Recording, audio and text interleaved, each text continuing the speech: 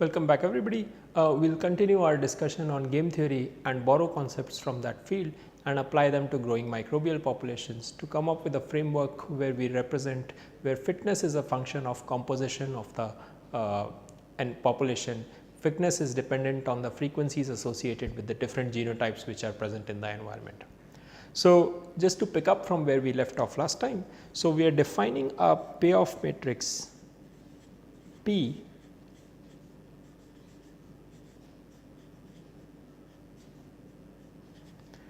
where P represents of the two strategies that are available A, B, and when these strategies are competed against the two strategies A and B, what is the payoff that a player gets when when strategy A is competed against strategy A. In that case, the payoff associated with what the player who is playing with strategy A gets is small a.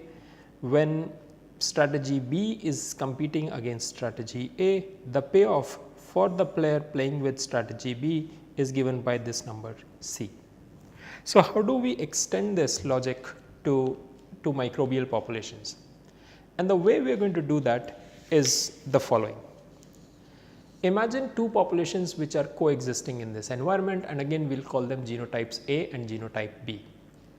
Now, what we are going to do is define a growth rate associated with any individual of genotype A if it was growing in an environment which contained only individuals of genotype A. Also, we will define another growth rate associated with A individual of genotype A, assuming that this individual is growing in a population where everybody else in the environment belongs to genotype B. Okay. So, let's define these quantities.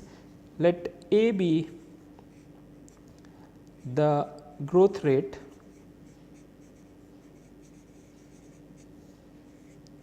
of an individual of genotype A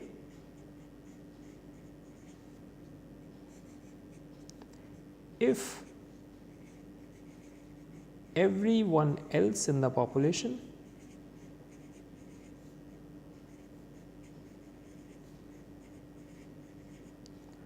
was genotype A.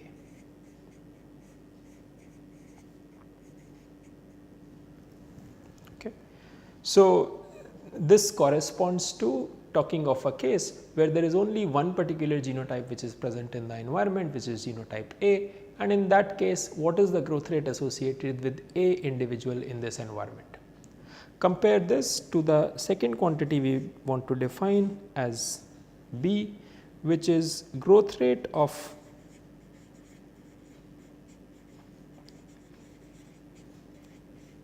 an individual of genotype A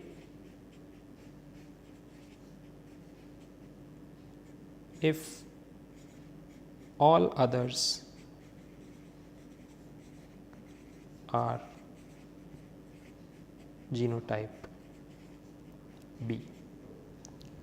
And this corresponds to a situation that we are talking of growth rate associated with one particular individual belonging to genotype A, which is growing in an environment where everybody else is of genotype B.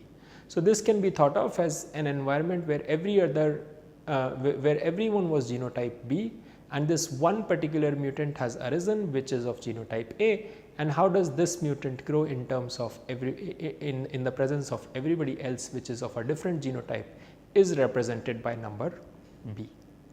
Similarly, we define C and D. C represents to individual of genotype B when all others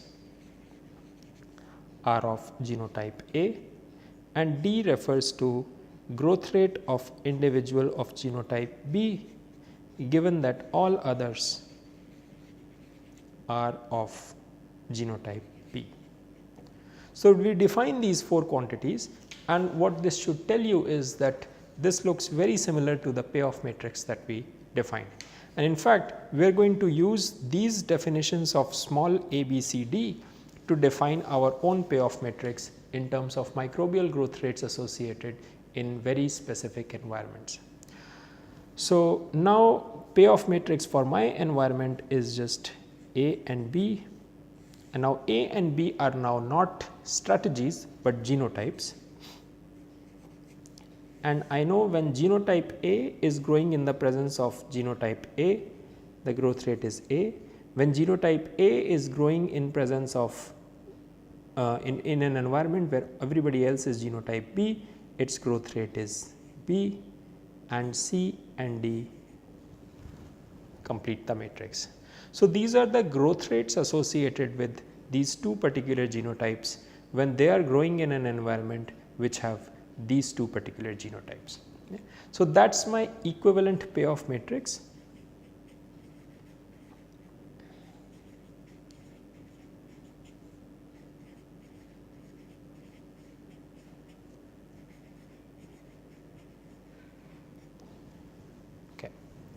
Now, the next thing that we want to define is what would be the fitness of an individual if the composition of the population at any given point was defined by XA and XB.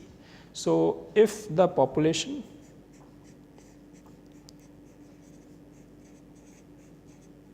at any given point is defined by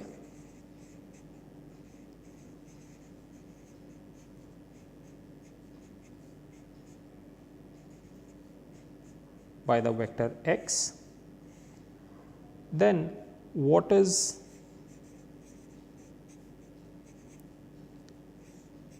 fitness of A and fitness of B? This is what we are interested in at this point, and we want to make use of our payoff matrix to help answer this question. But remember, the payoff matrix only talks about fitnesses when one particular genotype is growing in the presence of everybody else, which could be genotype A or B. So, it does not talk of cases where there are finite compositions of XA, XB associated with the population. It talks only about the case where one particular individual is growing in an environment where everybody else either belongs to its own genotype or everybody else is of a different genotype. That is the context in which the payoff matrix is defined. But if the population is defined by this particular vector, then how would you come up with an expression for FA and FB? And the answer to that can be thought in terms of probability. So, let's imagine our environment to be, let me just draw this. Let us imagine our environment like this, and this environment now has individuals of genotype A and also individuals of genotype B. So, let this be B and let this be A. These two coexist, and now what we are interested in is at this particular instant, at this composition of the population, what is f of A? And we know that if an A individual was growing in all A individuals, then its fitness was small a, and if an A individual was growing in all B, then its fitness was defined by small b. But we do not know what would be the fitness FAB if it was growing in a population whose composition was defined by something like this, where the fraction of individuals of genotype A are XA, fraction of individuals of genotype B are XB.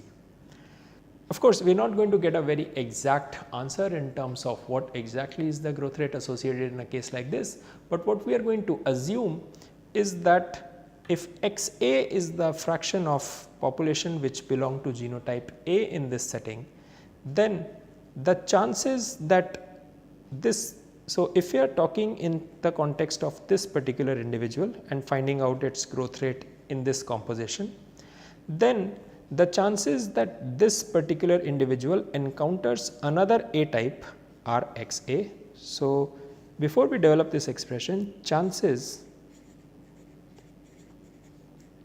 that an genotype A individual encounters another A individual are equal to XA. The probability that this individual interacts with another individual of genotype A are XA, and the chance that an A individual encounters a B individual are given by XB. Now, if an A individual was always encountering an A individual, then the growth rate we have already found to be equal to A. On the other hand, if an A individual was always encountering a B individual, then the growth rate would have been B. Hence, we write FA as just weighted sums of these two probabilities. FA is just given by XA times A plus XB times B. And what this represents is that if A was always growing with A type individuals, then its growth rate would be 1. So, if you plug in XA equal to 1 here, that automatically means XB is equal to 0 and FA just comes out to be equal to A. If you plug XB equal to 1, which means XA equal to 0, f of A automatically comes out to be equal to B. And hence this is a linear interpolation between these two extremes, and what you are saying is that at any composition XA and XB of the population, the fitness of the individual can be given as weighted mean of the two growth rates if they were growing with all A's and all B's, and weights here, the weights you assign to each of these growth rates are equal to the frequency of the particular genotype that we are interested in here. So, that sort of allows us to define FA, and for the first time what we are able to do is define fitness, where fitness is actually a function of the composition of the population now. Okay. This of course is XA. Let me just rewrite that. FA is just equal to XA times A plus XB times B. So, this is sort of the first representation that we have, where fitnesses are a function of the composition of the population. Alright. So, if this is equal to FA, what would FB be equal to? You should perhaps pause the video for 30 seconds and try to do this yourself. This is just an extension of what we have been talking about so far. So, again, if a B individual was always growing with an A individual, then if a B individual was growing in an environment where everybody else was an A individual, was A genotype, then its growth rate was C. But if a B individual was growing in an environment where everybody else was a B genotype, then the growth rate associated with that particular individual was D. Hence, we just weight these two numbers by the two genotypes associated, and we get fitness of B as the following function. And on the previous page, we had just derived that FA is equal to XA times A plus XB times B. So, in terms of our payoff matrix, these are the fitnesses of the two genotypes at any given composition of the population, where the composition is defined by number of individuals which belong to a particular genotype. So, what does this tell us in terms of where the population is going to move if I were to start it from any random mixture of A and B individuals? What does this tell me about the dynamics of the system? And in the last lecture, we have already seen that for a case where fitness is dependent on frequency of individuals of a particular genotype, the dynamics of the system are defined by the following relationships, which is dxa by dt is equal to xa times 1 minus xa times Fa dependent on composition minus Fb dependent on composition. You can write the similar equation for dxp by dt, and all we have to do to understand dynamics of this particular system now is plug in these expressions for Fa and Fb into this term here, and that would give me Xa times 1 minus Xa times Xa times A plus Xb times B minus Xc times A minus, I am sorry, I wrote this wrong, this is Xa times C minus Xb times D. That is the expression that we have for the dynamics of dxa by dt. And we can simplify this further by substituting for xb equal to 1 minus xa, because we know that at any given point in time xa plus xb is just equal to 1. And if we do that, we get dxa by dt equals xa times 1 minus xa times xa into A plus 1 minus xa into B minus xa into C minus 1 minus xa into D. Okay. So, we have this longish expression which defines the dynamics associated with the system, but we can simplify this a little bit more, and we can do that by bringing together all the terms that contain xa. We can bring together all the terms that contain xa here. So, if I write xa, this is the first term which contains xa, so this is A. This is the second term, but it has a minus sign here, so minus B. This is the third term, also has a minus sign, minus C. This is the fourth term, it has two minuses here, so this becomes positive. And we write whatever is left now. So, one of the things that left is this 1 times B plus B, and the second thing that is left is this minus 1 into D, which is B minus D. So, that is the expression that we have for dxa by dt. We can derive a similar expression for dxb by dt. That is just going to be a mirror image of this. So, that is not going to tell us anything new about the system. Alright. So, that is the relationship that we have which defines the dynamics associated with this system. And now what we are going to try and do is try and imagine scenarios depending on the values that small a, b, c, d are able to take. We can create, let us try and see if we can create the 4 scenarios that we discussed when we started our discussion on evolutionary game theory. So, the 4 scenarios that we were talking about were all A, all B, coexistence and bistability.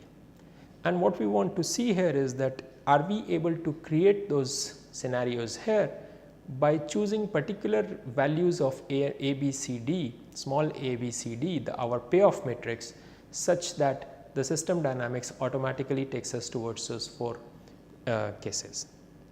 Before we do that, we should just take a look and identify the 4 steady states associated with the system. I am sorry, the 3 steady states associated with the system, and those are, this would give me just x a equal to 0. So, again I am looking at all values of x a such that dxa by dt is equal to 0, and this is the first one. The second one is if I equate this term equal to 0, which gives me x a equal to 1.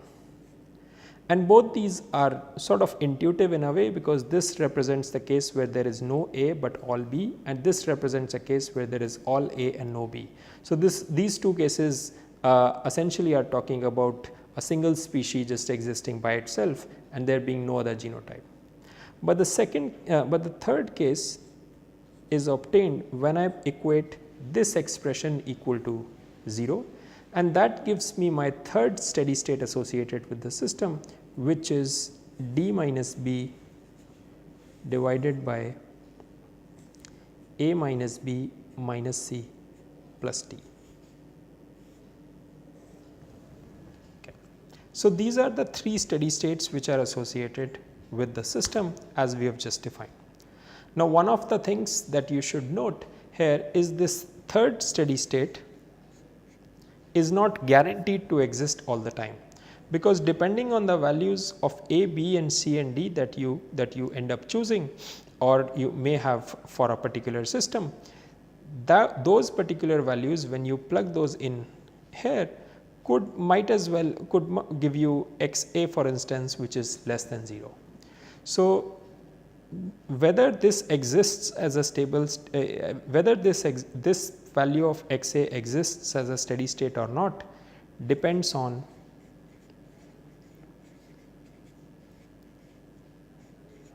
particular values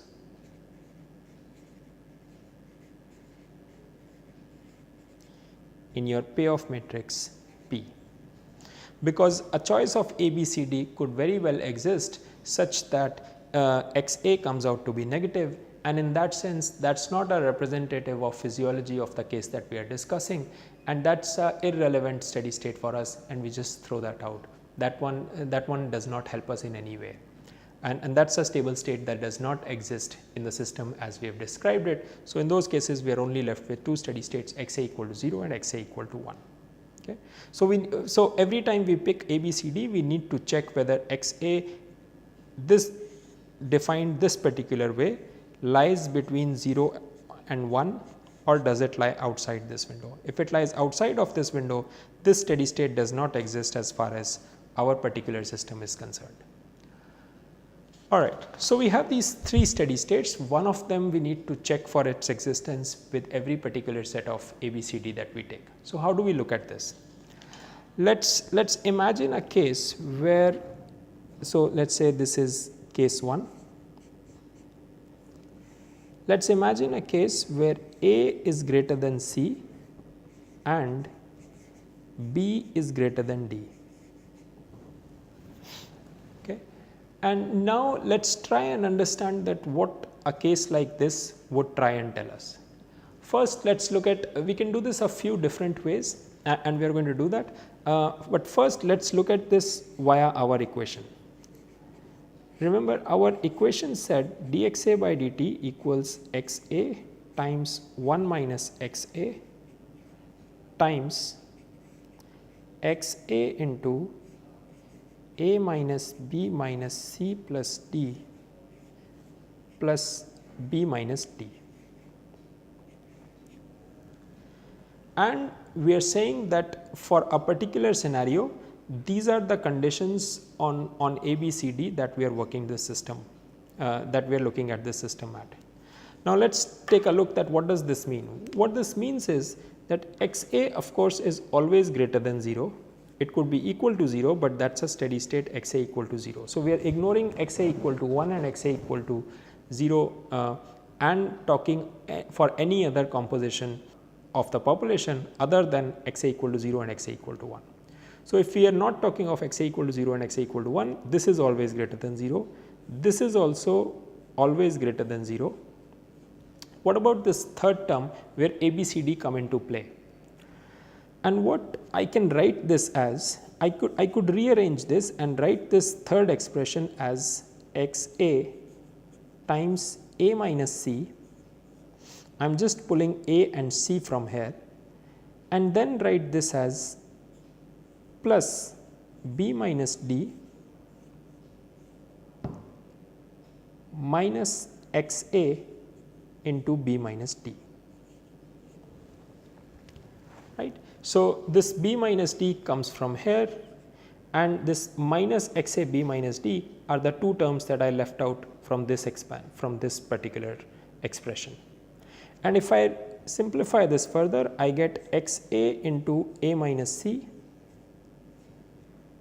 plus 1 minus x a into b minus d.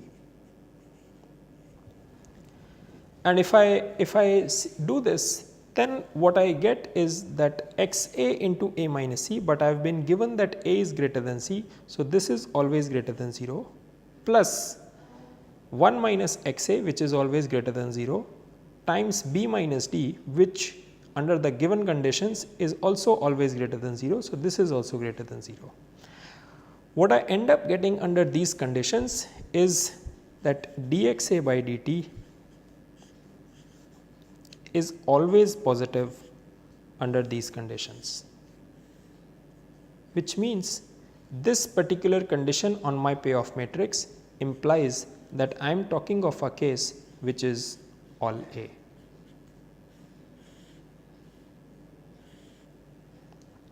Okay.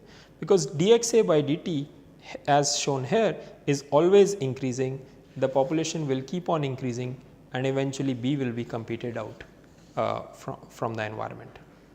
Another way to look at this is in terms of my payoff matrix, which is P equals A, B, C, D. And what we are saying here is that A is greater than C and B is greater than D. And remember, these correspond to the small a, b, c, d correspond to growth rates defined in this particular fashion. If A is bigger than C, what we are saying in that case is that in presence of what we are saying there is that in presence of A type individuals, an A individual grows better than a B individual.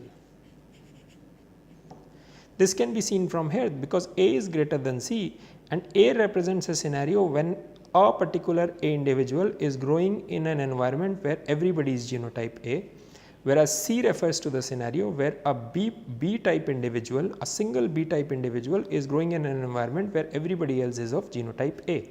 Since A is greater than C, we are saying that in presence of an environment where everybody else is A genotype, an A individual does better than B individuals. And similarly, B greater than D implies that in presence of all B,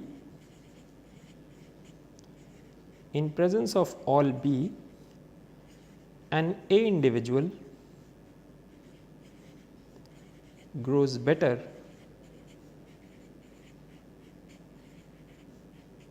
than a B individual.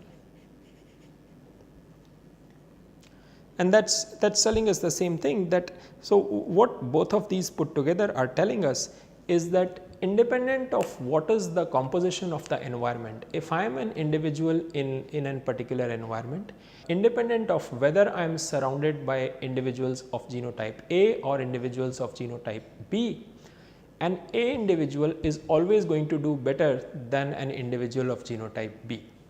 And if an individual of genotype A is always going to do better irrespective of the environment, that means selection is just going to act straight up and just eliminate individuals which belong to genotype B from the environment. And we again go back to the scenario that these conditions on A, B, C, D are going to lead me to a scenario where I get all A and no B in the environment. Okay.